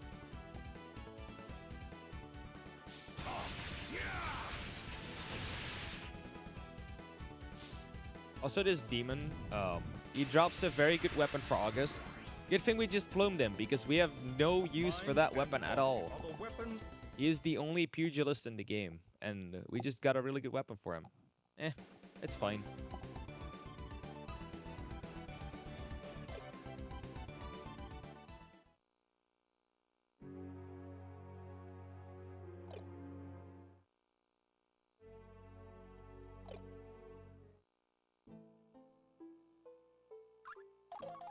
So we're just gonna report back to the castle that we killed the demons over here.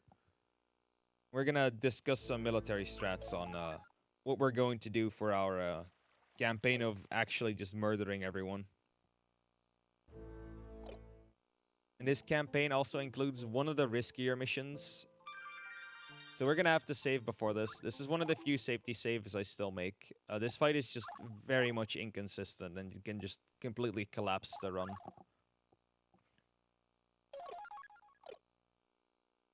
And while I'm doing the last bit of menuing, if the host has anything to say, feel free, go right ahead.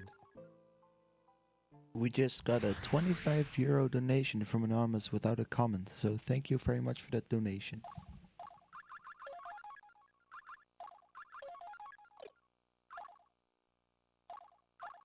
So we're just gonna set Lisa's attack to Dark Savior. It wasn't really needed. It has a slightly slower animation than Frigid Damsel as well, which is why we keep it this long. But yeah, we need the damage in this fight to make the sin gain a lot more lenient, because it is actually very much possible that we get to go on a very, very tight sin route. It's like the other two fights. Turn 1, we just start our instant death. The first few enemies are really clumped together, so just gonna have to kill them all one by one. Let's see if I can get the Reinhild range. Come on. Yeah. So Wilfred currently has the Shackle of Sin. That gives us a 20% boost to our sin gain from every single fight. And that thing is absolutely required to get the 300. I think I managed to work up a sweat. 100% of the time at least. So we miss a few instant deaths with Reinhild. Getting this sin is very, very difficult. Also, this is our first instant of snow tiles. For every non-dash related movement, snow tiles actually take up 2 of your movement points, basically. So having only 3 movement on some of the characters make it so they can only move 1 tile per turn. Heck yeah. Okay, so getting this range actually makes us safe for the sin route, which is very good. Behind any great house, There's a very there good lies chance you miss the first attack with Reinhild, and from there you have to use the spell from Lise and then the last attack from Reinhild, just to try and get as much sin as possible. So up next, a few very bad things can happen still. There's one thing with the warrior that's next to us, and there's one with the mages. Each of them has a very bad pattern they can have. And they can also randomly use their grant magic. If that is getting used, we might very well lose Lise here. There's a backup for when the last one does it, but there isn't a backup for the first. So we might be in some small trouble. Shouldn't be too bad though. There's also one more thing she can do, but it's the most common thing that happens, so I'm actually gonna wait with saying it. The pattern is good though. Okay, we're good. Nobody got frozen. So she can actually freeze both of those characters, meaning that we cannot get in proper range of this mage without healing Lise, which puts her to major risk. And we also get the good pattern from the warrior. Amazing. So he can either engage in front of you or from the side. If he is from the side and he side stunts you and one character is frozen, you can also need to waste a turn, meaning that you cannot kill everyone with the instant death enabled. We're getting some really good luck throughout the run though. I'm actually quite baffled by it.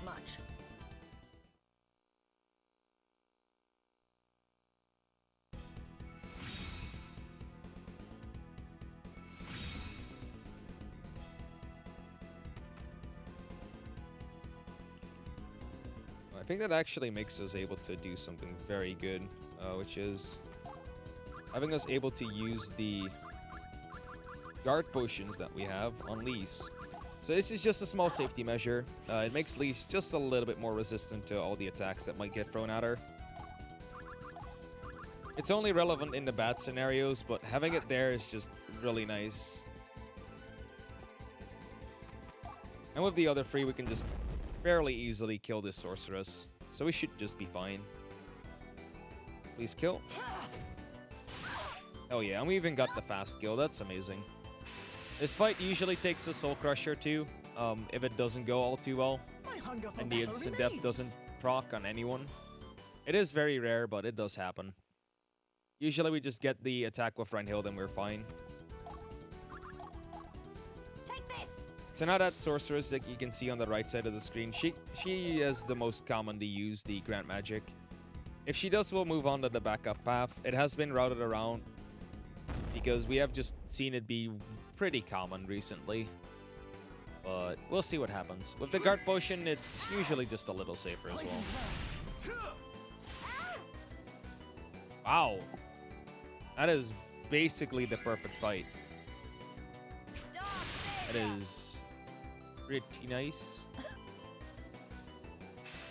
See, I'm not getting the Grant. If she would have used Grant Magic, I would have just killed the archer and then moved up with the other characters in order to eventually revive Lise and make a few attacks on the other two. Because she wouldn't be able to survive the attacks afterwards, so she'll just be engaged on again by the swordswoman and she'd die. Which is completely fine because they are pretty close to the rest of our characters. So the swordswoman might have engaged us, but we're actually going to kill the archer here. The archer will actually move back an extra spot, which is out of your range. And it will just be an extra engage for no reason at all. And we're just trying to prevent as many as possible. Was it good for you? So we're just going to wait for the turn to start and then just instantly kill this swordswoman. And that will be the fight.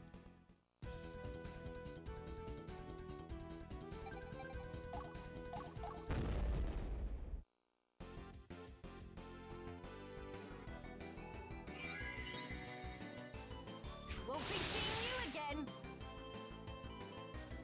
See, that's another example of the crit line. Some of the characters have very worse, nice but not crit much. lines.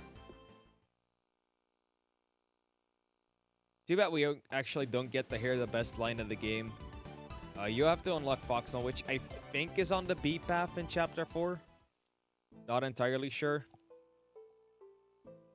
This guy's got some great lines. He's basically the schmuck sorcerer of this game. Also just gonna make a safety save here. This fight can wildly go wrong out of nowhere for some reason.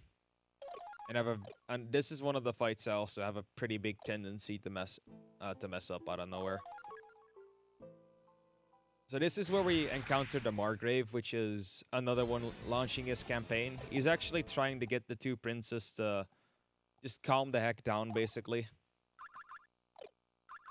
And well, if you're on the rampage and like when you're responsible for a prince, we might as well just like get him out of the way because everything is a threat to him.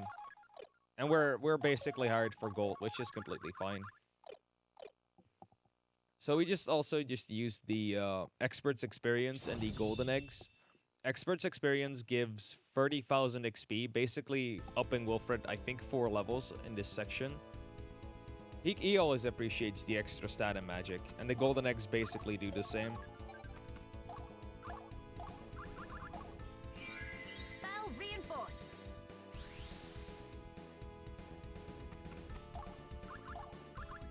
Like every little point of magic makes it likelier to hit Gleipnir spawns. It actually is noticeable sometimes. If you get very bad rolls, one of these this queen pin over there will actually not get stunned and attack Reinhild. It is very rare. I've only seen it happen when I got the lowest roll twice on the golden eggs, but who knows? Also, Langry really loves wasting my time. He also gets his own attack. He usually just attacks this queen pin a bunch of times, really just effectively doing nothing except waste our time. If he kills her, he wastes another, like, 15 or so seconds, but we're just gonna hope it doesn't happen.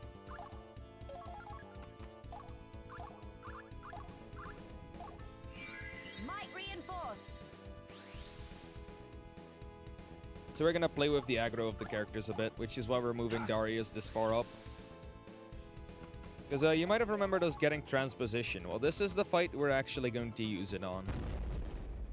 So transposition, as the name would imply, replaces your character's position with the one of an enemy. So we're basically gonna put the Margrave right in the middle of us, and we're just gonna wheel on him until he falls over. He's an old man, he's pretty brittle. even though he has probably one of the best voices in the game, as well as one of the best attacks. Sadly, we can't use him until the post-game, which has the Seraphic Gate. That is unlocked by completing the story in its entirety on each path at least once. So once that is unlocked, you unlock a bunch of very hard challenges. Spell reinforced. They're really recommended to do them. There's 10 rounds of the dungeon, each one becoming harder than the last. And they eventually become really, really tough. But you do get a lot of characters that are used in the main cast and in the cast of Valkyrie Profile 1 and 2, which are released on the PlayStation.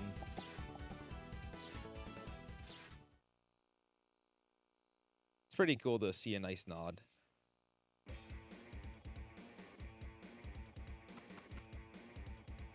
And it also has a nod of, I think it is a Triace or a Square Enix thing. Gabriel Celeste is also in that game. I think it's a Triace Easter egg. He's in a lot of games for no reason. We don't know why. He just is. Take this. So we're gonna specifically move Darius in the back of him, not in front. We kind of want to increase our hit chance as much as possible, and the position in relation to your enemy actually determines that. Your time has come. Take this.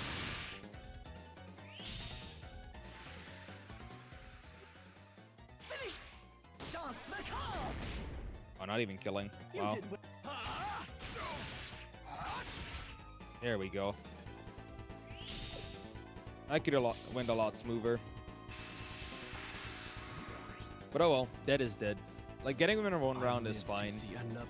I kind of messed up. I should be getting the crystals on Reinhild as much as possible because she is our main damage dealer. But oh well. Also, I heard you like Realm Stalkers. The next fight, we actually do not care about Realm Stalkers at all. It's a kill the leader mission. We kill the leader, we move on. It's easy as that. However, it does have some pretty tricky movement, and it has some slight chance of failure. It is also the single most failed mission on my part due to execution mistakes.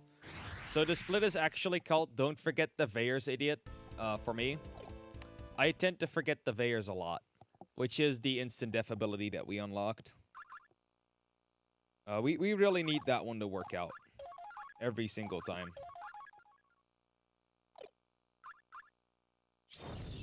So there's a very slight chance that this mission still fails and we'll have to do it again. It requires Darius to not proc instant death like 5 times in a row. I have yet to see it, but if it has to happen, I don't care if it's here. I think Twitch chat deserves some laughs anyway in this very grim game.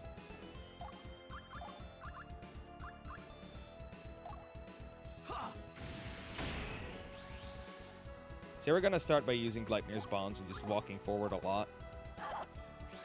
So we're gonna stun all the enemies, just get as little aggro as possible. So usually, back in the day, we actually used to use a Union Plume strat here as well.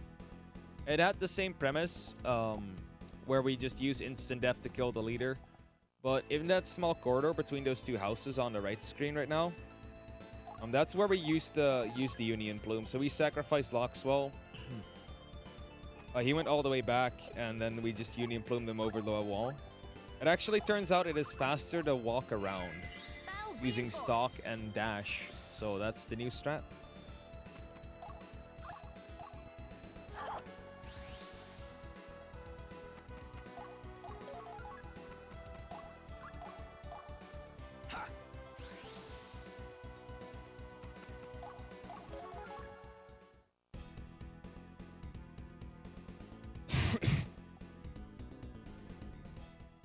So yeah, that Realm Stalker is going to get aggro, but since we have Stalk, we don't really have to care. And we also have one more spell potion left. We're actually going to use that on Darius just to increase his chances of instant killing the leader. We're also gonna stock this turn in order to not have the Realm Stalker aggro on Darius. This also, like, very much confuses the AI, making him move downwards for, like, no reason at all. Like, I don't know what causes it. It's like he's scared of himself. Because he is, after all, just a reflection of Darius. So we're also gonna stalk and walk away with Reinhild. This is to prevent the aggroing the enemies as much as possible. And we're gonna move Darius right over here, just so we can aggro the sorcerer a little.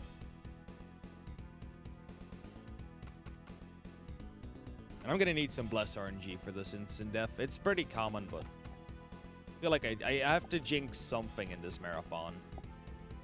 Like, something bad has to happen.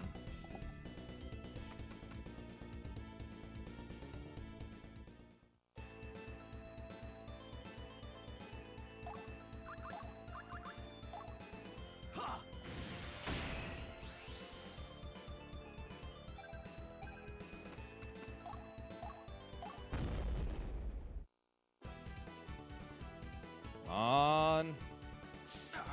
Hell yeah. There we go. Got it on the first hit. It's not uncommon to miss it. The first hit is the most likely to proc it as well, just because it has the highest attack multiplier. To see another dark day. But whenever it doesn't happen, it's just really depressing.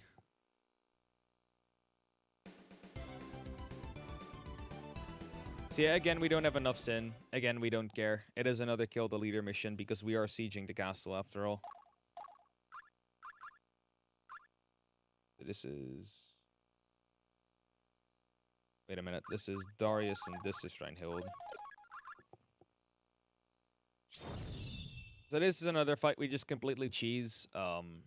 This fight is actually was pretty difficult for me casually until I discovered that I just had to kill the leader.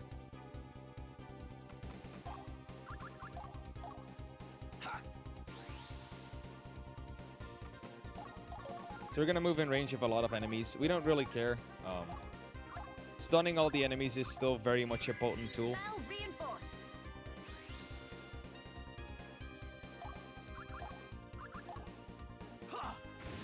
We even have a really good magic roll. Usually I see 465 around this point. So that Realm Stalker is slowly gonna walk up. Again, we really don't care. This swordswoman should fall before all of that happens. Might need a Soul Crush, might need a second combat, even though all of these are pretty uncommon.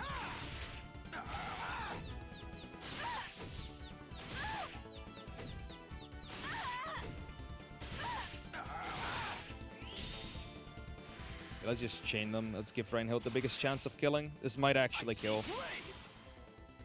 Do you not?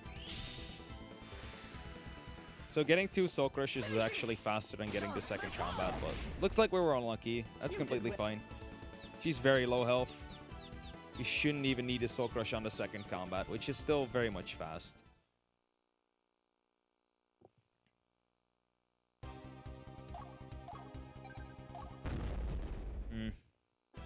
This might be a range. I'm just gonna take the safe route.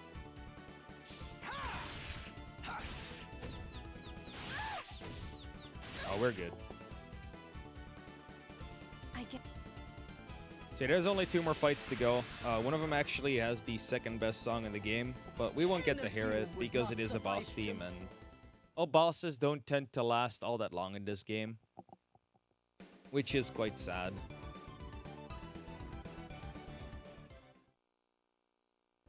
So yeah, we're in the throne room. We're gonna try and kill the current crown prince. And for that, we're not gonna use Darius. Darius is slow. He takes aggro and he takes turns. We don't need him to take turns.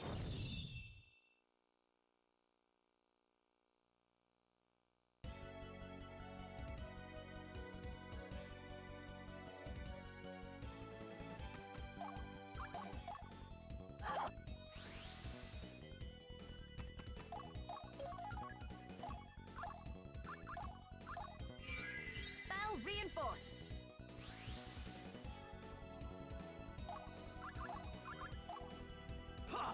See, this fight, this movement depends on what Realm Stalker gets stunned. If both don't get stunned, we might be losing a little bit of time, like a minute or so, but should be fine. And looks like the top one was stunned. If the bottom one got stunned, we just mirror the movement, and we're fine in the end anyway. It still takes the same amount of turns nonetheless. This movement is just very much slightly faster. So yeah, sadly we will be saying goodbye to our granny over here, but we're gonna show her the power of not accepting grandma's cookies. And yeah, she gets really dangerous. Since such power graced these old bones. Like Reinhild is strong enough on her own, but with the Plume she just goes completely out of whack. Like, it is insane how much damage she does now. Like, we don't even need instant death anymore. We just have a lady that just one-shots everything in her sight.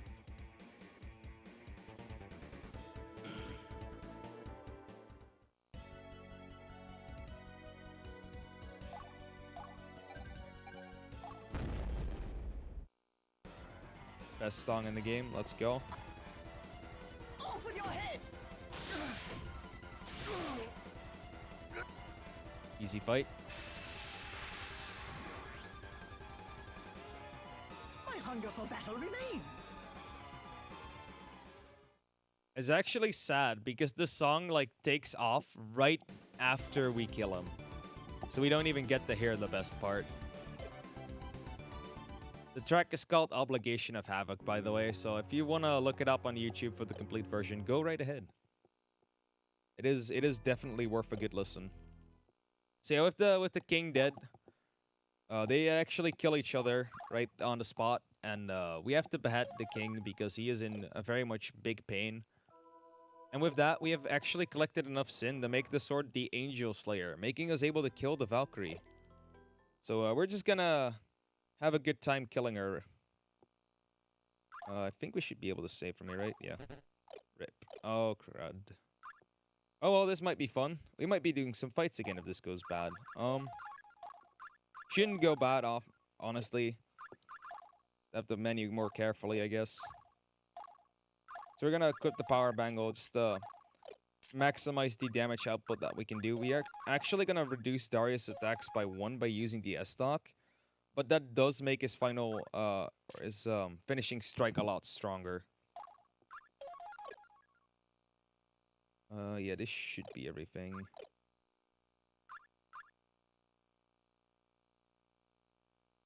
I'm just gonna make an extra check just because I did not save before this fight like an idiot.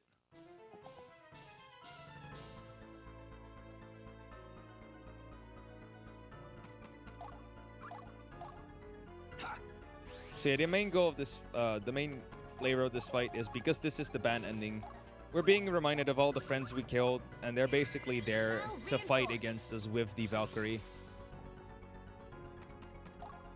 His magic stat is really good. Whoa. Anything over 500 is like considered really good for this fight.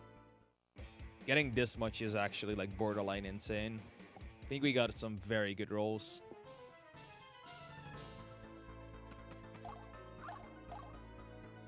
So yeah, this is where the game kind of teases me. We route in such a way that we don't have enough AP to recover the characters from death. So this is basically a one-way ticket, and the game just gives us a Union Plume because why not? It's like here's your backup strat that doesn't work. Enjoy. Actually got a decent attack roll as well. 1038 is pretty average, but it's good enough to work. So we're gonna mess around with the Valkyrie aggro a bit by stalking with Darius. There's something in her sight, she doesn't know what it is, so the AI gets confused. Always lovely when that happens. Well, we're just gonna buff our entire party to insane levels.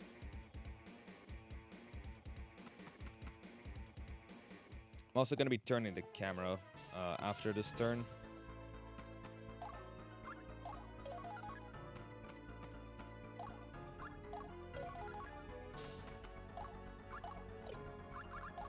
And we have this one might potion that I in the start said I was going to use for the last fight. I actually am. We need all the stat boosts we can get from this fight, and we need all the execution for this fight. So this fight is technically a guaranteed kill.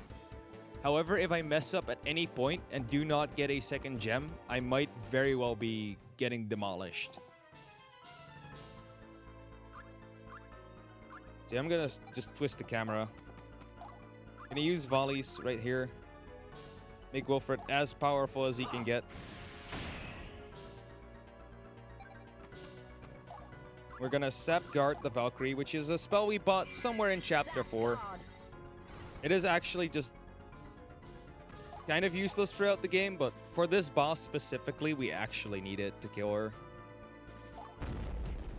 Bless RNG.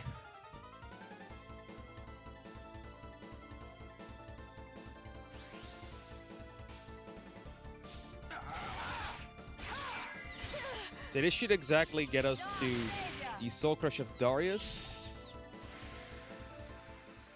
So Darius is going to up the combo chain as much as possible.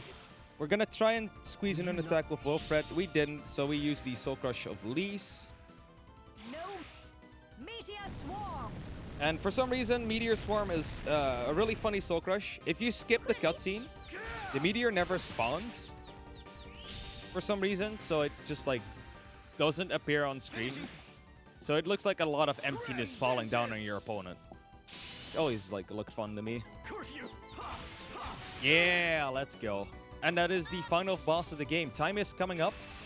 I will let you know when it happens. It is on the very fade out after we hit the last A button. This time is really solid. Wow. And time. Wow. That is the exact same time as I got in my practice run. That is quality right there. That is that's consistency. So this is that was a very good run. I'm just gonna let the credits play out for a while. I'm gonna have to shout out a few people. One of them being Dragon Dark, who is the one that whose runs got me back into this game. I actually wanted to speedrun it for a while. Came across his run and was like, I can do this too. This is amazing. And also a shout out to Huang, which is the guy who did the major bit of the reroute for this game. Like, he is so knowledgeable about anything that this game has to offer. And I'm gonna look to him as well for trying to get a route of the best ending, which requires us to not plume. So that's going to be a lot of fun to route. And lastly, I'm gonna thank everyone in the Valkyrie profile running Discord. It's currently linked on the speedrun.com forums as well if you're interested in either picking up this run or just having a good talk with the runners, why we're loving this game, anything you really want. And with that, and one more shout out as well to the entire First Aid team.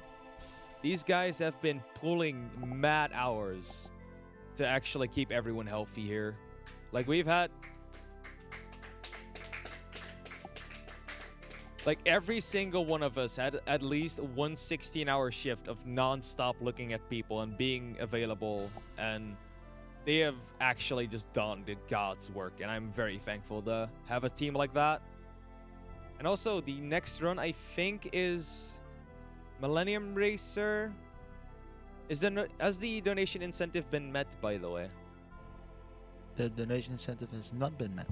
So chat, you heard it. If you really want to see the incentive being met, be sure to get your donations in.